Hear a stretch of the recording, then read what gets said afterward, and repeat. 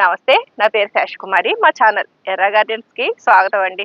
ఈరోజు హార్వెస్ట్ వీడియోతో పాటు టిప్స్ అండి. అంటే మనం గార్డెన్లో మొక్కలు చక్కగా దిగుబడి ఇవ్వడం కోసం ఎటువంటి జాగ్రత్తలు తీసుకోవాలి ఏంటి అన్నది హార్వెస్ట్ చేస్తూ నేను కొన్ని చెప్పడం జరిగింది.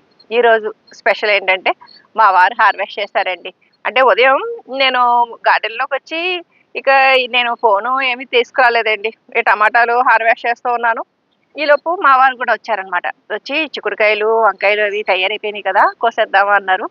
సరేనండి అని చెప్పేసి మా వారు హార్వెస్ట్ చేస్తా ఉంటే నేను ఈ వీడియో అవి తీశాననమాట. తీసిన తర్వాత ఇక వాకింగ్ టైం అయిపోతుంది కదా అని వాకింగ్కి వెళ్ళిపోయాము. గార్డెన్లో వర్క్ చేస్తూ ఉన్న వాకింగ్ కింద అయిపోతుంది. కాకపోతే కంటిన్యూగా మనం నడిచినది వేరండి. అందుకని మన గార్డెన్లో వర్క్ చేస్తూ ఉన్నా కానీ కనీసం వారానికి ఒక 3-4 సార్లన్నా మనం బయట ఏదైనా పార్కులో వాకింగ్ రెగ్యులర్గా చేస్తూ ఉంటేనండి.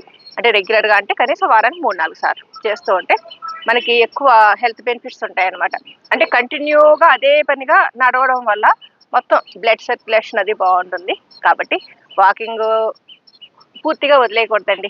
ఎంత గార్డెనింగ్ చేస్తూ ఉన్నా వాకింగ్ కూడా చేయాలి. సరేనండి, ఇప్పుడు ఈ వంకాయలు, జాంకాయలు ఇవన్నీ కోసిన వీడియోస్ ఇదే వీడియోలో మీకు నేను చూపిస్తాను. ఇప్పుడు ఇక వంకాయలు హార్వెస్ట్ చేద్దామండి. ఉదయం టైం అయిపోయింది కదా అని చెప్పేసి వెళ్ళిపోయాను. నల్ల వంకాయలు భలే ఉన్నాయి కదండి. వంకాయలు గుత్తి వంకాయ వండుకుంటే సూపర్గా ఉంటుందండి. ఇంకా చిన్న చిన్నగా ఉన్నాయి, అవి వదిలేస్తున్నాను. ఇదే వీడియోలో వంకాయలు, చిక్కుడుకాయలు ఇక్కడ ఫస్ట్ ఫ్లోర్లో హార్వెస్ట్ చేయడం, అలాగే సెకండ్ ఫ్లోర్లో జాంకాయలు, నారింజ పళ్ళు, కొత్తిమీర ఇవన్నీ హార్వెస్ట్ చేయడం చూద్దరు. కానీ పెద్ద పెద్ద గ్రీన్ కలర్ గ్రో బ్యాగ్లో కిచెన్ వేస్ట్ అది వేసండి. దాంట్లో పెట్టిన దసరా చిక్కుడు పాదండి, చక్కగా కాపొచ్చింది. కొంచెం గింజ కట్టిన కాయలు కోసుకుంటే మనకి కూరకి బాగుంటుంది కదా.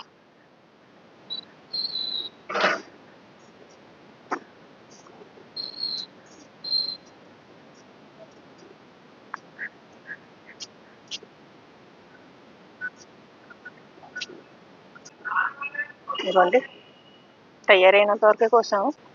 ఎండిపోయిన కాయలు ఎవరికైనా విత్తనాలకి ఇవ్వడానికి బాగుంటాయి కదండి. ఇంకో 2 రోజులు పడుతుంది ఈ కాయలన్నీ తయారవడానికి. అందుకని కాపేసాం. శంపంగా ఒక్కొక్కసారి చాలా పూసేస్తుందండి. ఒక్కొక్క రోజు అయితే అస్సలు పూలే ఉండవు.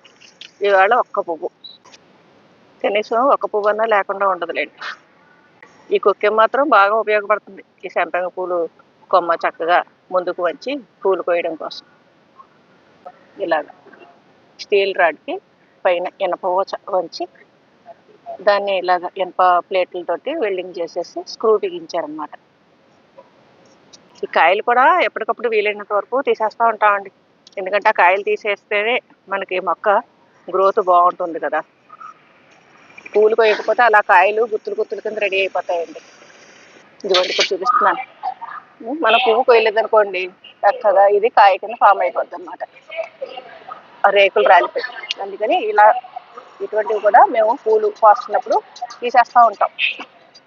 ఇవి కూడా తయారైపోయినాయండి తెల్ల వంకాయలు. ఇవి కూడా హార్వెస్ట్ చేసేస్తున్నాం. ఇవి పచ్చడికి, వేపుడికి చాలా బాగుంటాయి. మనం మెలితిప్పినట్టుగా చేసేయండి, లాగితే చాలు చక్కగా వచ్చేస్తాయి. మనం కత్తిరితో పని లేకుండా కోసేసుకోవచ్చు. ఇక్కడ కూడా పెద్దది ఉంది.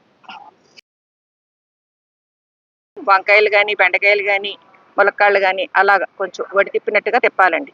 తిప్పాక కొంచెం ఫోర్స్ పెట్టి లాగితే చాలు వచ్చేస్తాయి. అంటే కత్తిరి చేతితో ఉంటే కత్తిరితో కట్ చేయొచ్చు. ఇలా చేసామనుకోండి మనకి ముచ్చికతో సహా వచ్చేస్తాయి అన్నమాట. మనం కత్తిరితో కట్ చేసినప్పుడు కొంత కొంత భాగం వదిలేస్తాం కదా, దానివల్ల కూడా ఎనర్జీ వేస్ట్ అవుతుందండి మొక్కకి. మనం పూర్తిగా తీసినప్పుడే ఇంకా ఆ ఏరియాకి ఎనర్జీ అనేది వెళ్ళదన్నమాట. మనకి వృధాగా మొక్క సారం కోల్పోవడం అనేది జరగదు. అందుకని హార్వెస్ట్ చేసినప్పుడు ఈ ముచ్చికలు చివరి వరకు కూడా మనం కోసేసుకుంటే ఆ కాయగూరలు వాటి వల్ల మనం తీసేసిన ఆ కాయగూరలు అవి హార్వెస్ట్ చేయడం వల్ల మొక్క కూడా గ్రోత్ ఉంటుంది కదండి. ఆ గ్రోత్కి ఉపయోగపడుతుంది. అందుకని ఎప్పుడైనా సరే కాయగూరలు ఇలాగ ముచ్చికలతో సహా కోసేసుకోవాలి. ఇక్కడ కూడా ఉన్నాయండి.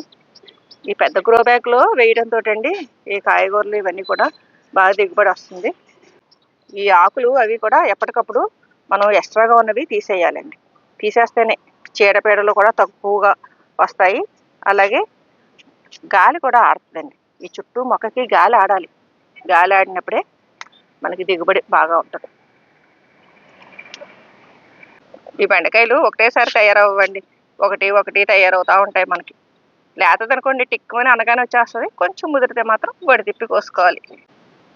పచ్చిమిర్చి తయారైన కాయలే కోస్తున్నాం. ఎక్కువ అవసరం ఉండదు కదండి మన ఈరోజు వంటకి, ఎంతవరకు అవసరం అంతే కోస్తున్నాము.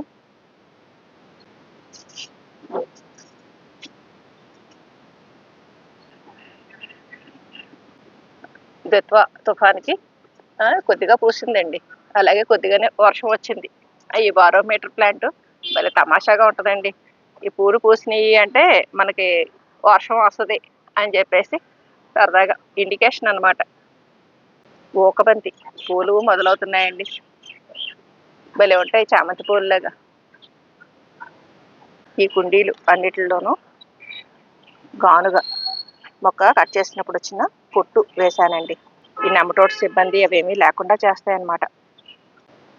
ఫస్ట్ ఫ్లోరు టెర్రస్ గార్డెన్లో కాయగూరలు అవి కోసాకండి. ఈ సెకండ్ ఫ్లోర్లో కూడా హార్వెస్ట్ చేద్దామని ఇక్కడ కూడా చిక్కుడు పాదు అవి ఉన్నాయండి. గ్రీన్ గ్రో బ్యాగ్లో వేసిన వంగ మొక్కకు కూడా ఒక కాయ తయారైపోయిందండి. కొంచెం పెద్ద గ్రో బ్యాగ్లో జామ వేసామండి, థాయిలాండ్ జామ. ఆ కాయలు కూడా తయారైనవి, అవి కూడా కోసేస్తున్నాము.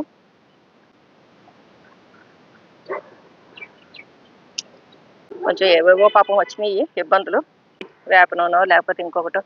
అది ఇది కూడా తయారైపోయినట్టే ఉంది. తయారవ్వాలి. ఇది ఇంకా తయారవ్వలేదండి, ఇది వదిలేసాము. ఈ 3 జాంకాయలు చాలు. టెర్రస్ గార్డెన్లో సులువుగా పెంచుకోగలిగే పళ్ళ మొక్కల్లో జామ ఒకటండి. అలాగే స్టార్ ఫ్రూట్ కూడా, ఇది కూడా చక్కగా సులువుగా పెరుగుతుంది. చూసారా పళ్ళు. పాలకూర చూసారా, అరచేతి కంటే పెద్దగా భలే ఉంది. మనం ఆకుకూరల కోసం ప్రత్యేకంగా ఏమీ కుండీలు పెట్టుకోకర్లేదండి. ఇలాగ ఏదన్నా కొంచెం ఖాళీ ఉంటే దాంట్లో 4 విత్తనాలు చల్లుకుంటే చక్కగా వచ్చేస్తుంది. ఇది కూడా నారింజ రంగు వచ్చింది చూసారా, హార్వెస్ట్ చేసేస్తున్నాం. ఇది కూడా స్వీట్ నారింజ అండి. నిమ్మకాయ ఇంకా తయారవ్వాలి. ఇక్కడ కూడా కొత్తిమీర, టమాటా ఒకటే ఒకటి. ఇంకా మిగిలిన ఈ పచ్చివన్నీ తయారవ్వాలి. బెండ మొత్తం ప్రూన్ చేసేసామండి. ఈ బెండ మళ్ళీ చిగుళ్ళు అయ్యి మొదలవుతున్నాయి. ఇక్కడ చిక్కుడుకాయలు కొంచెం ఇంకా గింజ కట్టలేదండి, అందుకని ఇంకా కొయ్యట్లేదు. ఒకటేసారి కాయగూరలన్నీ కోసేసుకున్నా ఫ్రెష్నెస్ ఉండదు కదండి. మెల్లిగా కోసుకుంటే బాగుంటుంది కదా, కొంచెం మనకి వంటకు అవసరమైనవి. అందుకని వదిలేసాము ఇంకా. ఇదిగోండి కొమ్మలు గుచ్చితే చాలు చక్కగా పూలు పోస్తున్నాయని చెప్పాను కదండి. భలే ఉంది కదండి combination, yellow and red. Chinese velvet, గెలాడియా.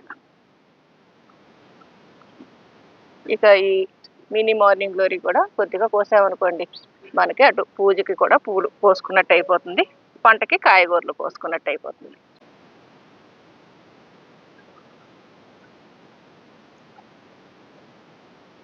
ప్రొద్దుటే వచ్చేలాగా ఈ గార్డెన్లో హార్వెస్ట్ చేసుకుంటూ మొక్కలకి అవసరమైన చిన్న చిన్న కలుపులు తీయడం, లేదంటే చీడపీడలు ఉన్న ఆకులు చూసి తీసేయడం, అలాగే ఏదన్నా కుండీ అది గుల చేయాల్సి ఉంటే మట్టి గుల చేయడం, ఇలా ఏవో ఒక పనులు మొక్కల మధ్యలో తిరుగుతూ చేసుకున్నాం అనుకోండి, చక్కగా మంచి ఆక్సిజన్ అందుకున్నట్టు ఉంటుంది. అలాగే మంచి కాన్సన్ట్రేషన్గా ఈ పనులే చేస్తూ ఉంటాం కదండి, ఇంకేమీ గుర్తురావు మనకి. అందుకని ధ్యానం కింద కూడా అయిపోద్దండి. మొక్కలు పెంచడంతో మనకి అటు కాలక్షేపానికి కాలక్షేపం, మంచి ఎక్సర్సైజు, మంచి ప్రశాంతత. ఇక్కడ చూడండి కాంబినేషను భలే ఉంది. రెడ్గా మినీ మార్నింగ్ గ్లోరీ, ఇక్కడ ఆస్టర్ పూలు. ఇదేమో సింగిల్ పెటలు. ఆస్టర్లో సింగిల్ పెటలు నేను ఫస్ట్ టైం అండి చూడటం. లాస్ట్ ఇయర్ వేసినప్పుడు డబుల్ పెటలే వచ్చింది. పక్క పక్కనే ఈ 2 పూలు భలే ఉన్నాయి కదండి కాంబినేషను. ఇక్కడ చామంతులు కూడా మొదలైపోతున్నాయి. ఈ మొగ్గ దశలో ఈ మొగ్గలను చక్కగా విచ్చుకోవడం కోసం ఎటువంటి జాగ్రత్తలు తీసుకోవాలి ఏంటి అన్నది నేను వీడియో చేసి ఆల్రెడీ అప్లోడ్ చేశానండి. ఆ వీడియో చూస్తే ఈ చామంతి మొక్క పెంపకంలో ఎటువంటి జాగ్రత్తలు తీసుకోవాలి ఏంటన్నది మీకు డీటెయిల్డ్గా తెలుస్తుంది. మరి ఉంది కదండి, ఇక్కడ కూడా ఈ కాంబినేషన్ ఎల్లో అండ్ రెడ్. కొద్దిగా కొత్తిమీర కూడా హార్వెస్ట్ చేసేస్తాయండి. ఈ వేళకి హార్వెస్ట్ పూర్తయినట్టే. క్యాబేజీ ఇప్పుడే మెల్లిగా క్లోజ్ అవుతున్నాయి. ఇదిగోండి కొత్తిమీర కొద్దిగానే కోసాను. ఇక అల్లం, పసుపు. పసుపాకులు పండిపోతున్నాయి చూసారా, అంటే ఇంకా మెల్లిగా ఇక హార్వెస్ట్కి రెడీ అవుతున్నట్టే. ఇంకొక 1 month పడుతుందండి ఈ మొక్కలన్నీ వాడిపోయాకి మనం హార్వెస్ట్ చేయాలి. పసుపు ఈ సెకండ్ ఫ్లోర్లో చేసిన ఈ కొంచెం హార్వెస్ట్లతోటి ఈ పళ్ళెం నిండిపోయింది. సెకండ్ ఫ్లోర్ టెర్రస్ గార్డెన్లో కోసిన ఈ పూలు, అలాగే ఫస్ట్ ఫ్లోర్ గార్డెన్లో కోసిన వంకాయలు, చిక్కుడుకాయలు, పచ్చిమిర్చి, బెండ. చూసారు కదండి ఈ వీడియోలో మా వారు హార్వెస్ట్ చేయడం ఇదిని. ఆయనకి గార్డెనింగ్ అంటే చాలా ఇంట్రెస్ట్ అండి. దాంతో ఒకళ్ళకొకళ్ళు సపోర్ట్గా ఉంటూ గార్డెనింగ్ అది చేస్తున్నాము. ఇక ఈ చుక్కకూర నేను ఆకులు తీసేసండి, కొమ్మలు ఉంచేసాను. కాకపోతే ఇక్కడ బంతెవి పోస్తుంది కదండి చక్కగా. మెంతికూర కూడా వేశాను మొదట్లోను, వాటికి ఇబ్బందిగా ఉంటుంది అని పైన కూడా ఉందండి. సెకండ్ ఫ్లోరు ఫ్రిడ్జ్ దాంట్లో వేశాను కదా చుక్కకూర, అది కూడా బాగానే వస్తుంది.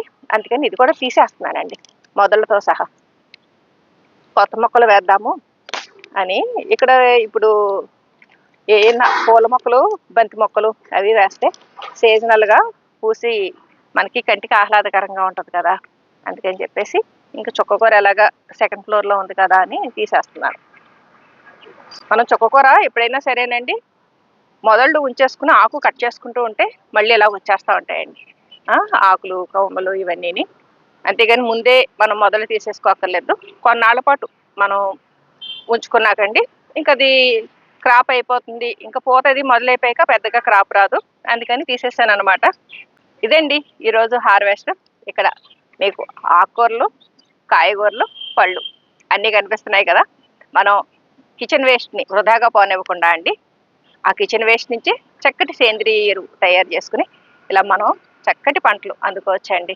మీరు కూడా మీ ఇంటి నుంచి వచ్చే కిచెన్ వేస్ట్ని ఏ రకంగానూ బయట వృధాగా పారేయకండి. అంటే అది లిక్విడ్ అయితే చక్క లిక్విడ్ ఫెర్టిలైజర్స్ కింద తెచ్చుకోవచ్చు. అంటే బియ్యం కడిగిన నీళ్లు, పప్పులు కడిగిన నీళ్లు ఇటువంటివి. అలాగే కాయగూరల తొక్కలు, పళ్ళ తొక్కలు వీటితోటి సేంద్రియ ఎరువు తయారు చేసుకోవచ్చు. అవి ఎలా చేయాలి ఏంటన్నది నా పాత వీడియోస్ చూస్తే మీకు తెలుస్తుంది. చూశారు కదా, ఈ వీడియో మీకు ఉపయోగపడుతుందని భావిస్తున్నాను. ఈ వీడియో పైన మీ అభిప్రాయాలు కామెంట్ సెక్షన్లో తెలియజేయండి. సర్వే జనా సుఖినో భవంతు. Please like, share and subscribe my channel.